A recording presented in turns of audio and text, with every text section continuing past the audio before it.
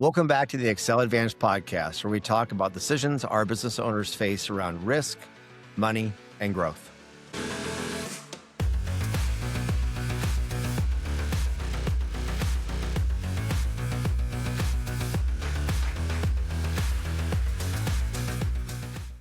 I'm your host, CoreyRekers, and today we are joined by Tina Miller, our Chief People Officer here at Accel.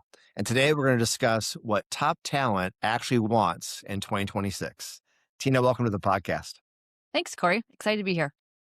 So before we get into today's topic, can you give us a little bit of background about yourself, maybe how you got into the world of HR, and then lastly, and probably most importantly, what you enjoy most about what you do every day? Sure. Yeah, I've been with the Accel Group for a little over 15 years, but I have worked in HR for about 22 years. Prior to my time at Accel, I worked in the manufacturing and healthcare industries, and my experience is pretty comprehensive. I've actually worked in all areas of HR over the course of my career. I started as an HR coordinator, then moved to specialist roles, and then moved into leadership, which is where I've been now for the majority of my career. Today here at Accel, I oversee all aspects of our HR function. This includes talent acquisition, employee engagement and retention, compensation and benefits, performance management, employee relations, and compliance. And what I really love about working in HR is the opportunity to work with so many different people on so many different levels. First, I really enjoy working with employees and helping them navigate their employment journey, but I also enjoy working with managers and leaders just to make sure that those employees feel supported and have a positive experience with us. So I've had the privilege of working with Tina now for about 8 years. She is an absolutely just incredible asset to Accel. It goes way beyond HR. So super excited to have you really share your wealth of knowledge with the audience today, Tina. So based on the topic, it sounds like there potentially could be a gap between what leaders are thinking what an employee wants versus what actually matters to them day to day. So would you, start with, would you agree with that statement, or what are your thoughts there? Yeah, I would.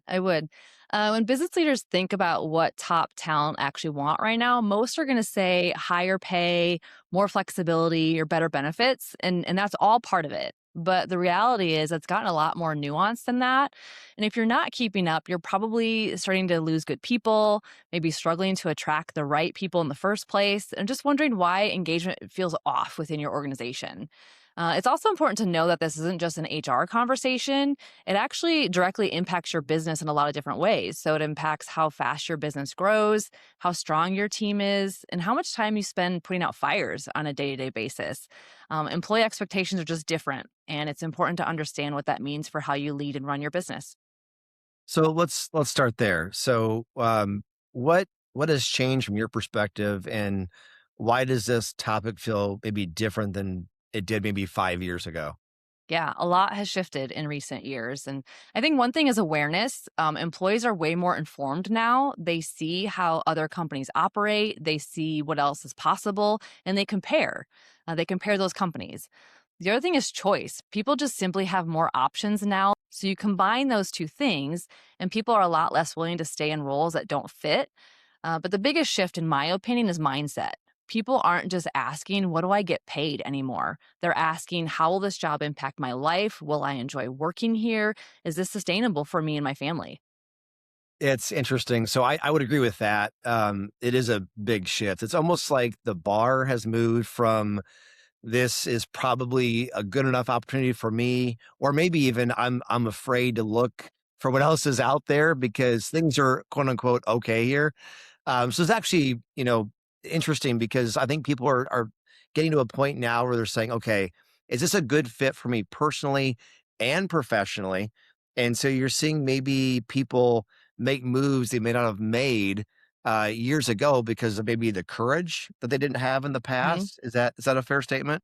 It absolutely is a fair statement. You're spot on. Work used to be something you organize your life around, and now it's expected to fit into your life. So that changes how companies have to think about attracting and keeping good people on their teams. Yeah, I definitely agree with that, especially post-COVID. I think employers making people maybe come back to work and others not so much. What I mean by that is back physically to work Yep. and not being hybrid. It's definitely a very nuanced work environment for sure. It So is. let's talk a little more about compensation because that's always, I would say, a big part of the discussion. Where does that sit right now? And I would say when you're interviewing folks today. hmm Yeah, compensation absolutely still matters, and you can't get it wrong as an employer. If you're significantly below the market, nothing else can make up for that. But once you're competitive from a pay perspective, money stops being the only deciding factor. It actually becomes an expectation, not necessarily a differentiator anymore. So more baseline now. Exactly. Yep. And that's where a lot of leaders will get stuck. They keep trying to solve hiring and retention problems with compensation alone. So maybe speaking for some of our fellow business owner clients that we work with, potentially trying to chase the compensation piece alone can get pretty expensive, especially for firms where maybe your largest line item is compensation. Would you agree with that? Absolutely. It is very expensive and it's not always very effective. So one could argue, I think what you're trying to say here is I think you need to maybe strike a balance here. So it's not just about money. It's what actually matters beyond the money. So what are some of the biggest things you see that top talent want right now beyond the money piece from your experience? Yeah, there's really a few core things that we see consistently, regardless of industry.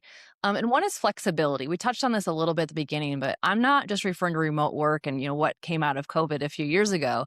But flexibility is still huge, but it has evolved in the last few years. It's not just can I work from home. It's more like, do I have control over my schedule? Can I manage my time in a way that works for me and my family? Am I trusted to get my work done? Those are questions that I get a lot from applicants that want to join the Excel group. Okay, so not so much about, hey, I'm having to come back to this location. It's more about the autonomy. Exactly. Yep. Because if Okay. someone feels micromanaged, it doesn't matter if they're remote or in the office. They're going to feel like their employer doesn't trust them and then just become frustrated with that experience. So, next, we've got clear expectations. I think this one is underrated and actually surprised a lot of leaders.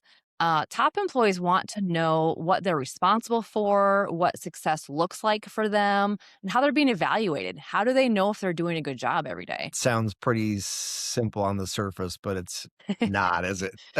Yeah, it actually can be pretty simple, but leaders will often miss the mark here. And when that happens, good employees are just going to get frustrated. Performance becomes inconsistent, and then leaders are going to feel like they are constantly repeating themselves and just kind of running in circles a little bit. But sometimes just simple clarity can remove a lot of that friction. Got it. So let's talk a little bit about managers or leadership. So how your leaders interact with your teammates obviously matters.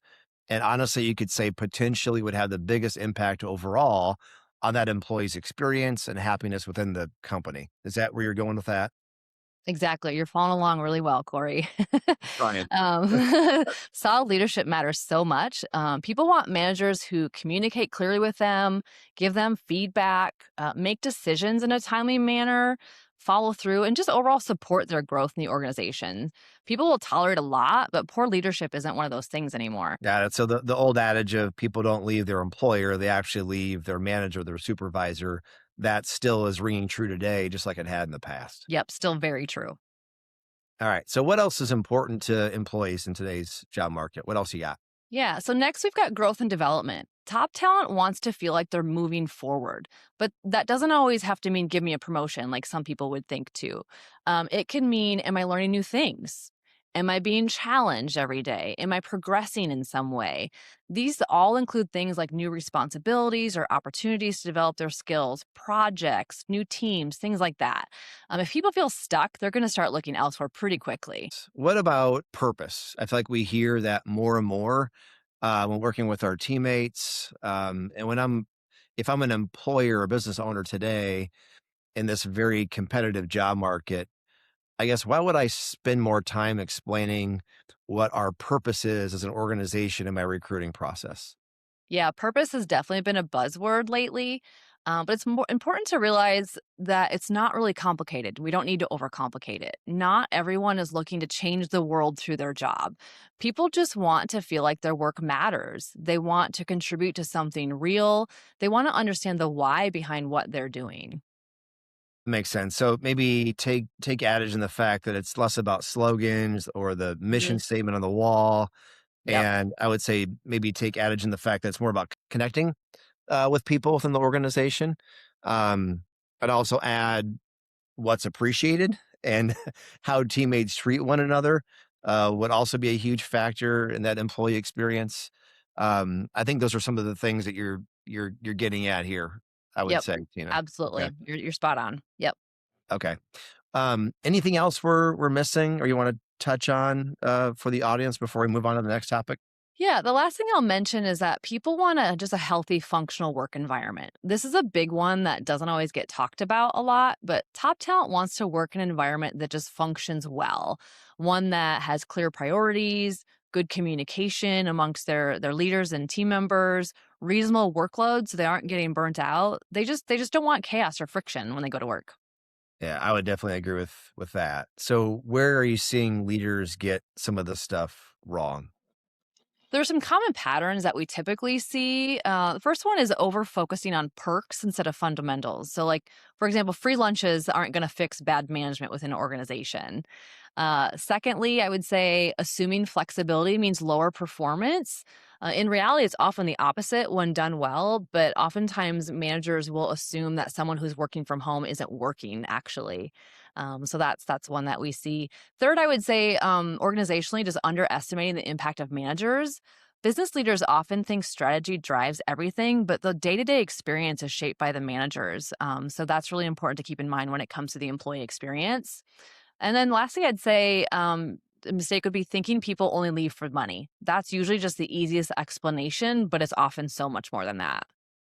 What's a good example of that disconnect? Do you have one?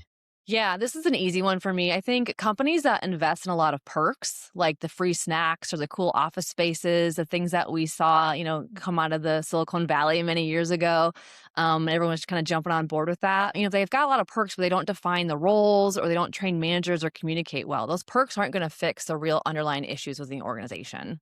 Yeah, that makes sense. I would agree with all that. Mhm. So let's try to connect this back to the potential, maybe the business impact. What do you feel happens to those companies that really can't adapt or maybe won't adapt to what you're suggesting?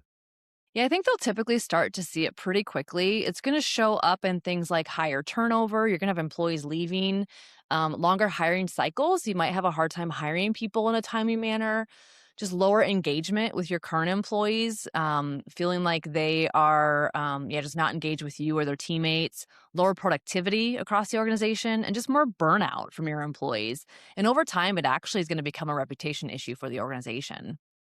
Yeah, so it appears based on what you just said, it's more of a slower burn, or death by a thousand cuts. And Yeah, I would agree that's with what great. you're saying.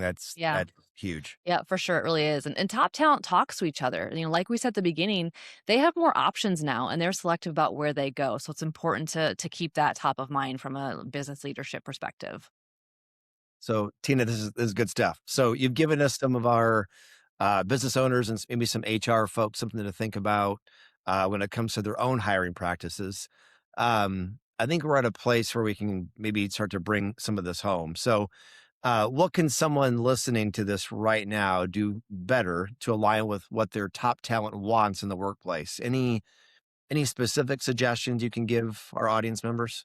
Yeah, I think we can break it down in just a few simple but high impact things. First, clarify expectations for your team. If people don't know what success looks like or how they can be successful, everything else is going to fall apart. Secondly, talk to your employees and not just updates. Have actual conversations with your employees. Ask them what's working, what's frustrating, what would make their job easier. You're actually going to get a lot of insight pretty quickly from your employees if you just sit down and have conversations with them. Third, I would say invest in your managers. This is probably one of the highest ROI things you can do. And even some basic training is going to go a long way with your management team. And think of things of just, how to have difficult conversations with your employees, how to hold employees accountable, how to set clear expectations, some of those types of things that your employees are looking for. Next, I would say review flexibility through a trust lens. Again, are you managing outcomes or are you just monitoring activity? Employees want to feel trusted. They don't want to be micromanaged. And lastly, be honest about your environment and ask yourself, would you want to work there? That's a really important question to ask yourself. You came up with a lot of good things there, Tina, but that last one is a great gut check for sure. It really is. It really is. And leaders usually know the answer to that pretty quickly if they're being honest with themselves. Honestly, though, none of this really sounds like it's a massive overhaul. Just maybe some awareness is what I'm hearing, and being able to give good training to your managers and really listen to feedback. Yeah, you're spot on. It's more about being intentional than about doing something complicated. It really can be quite simple. Okay, last question. What is maybe just one thing that our listeners could take away from this conversation?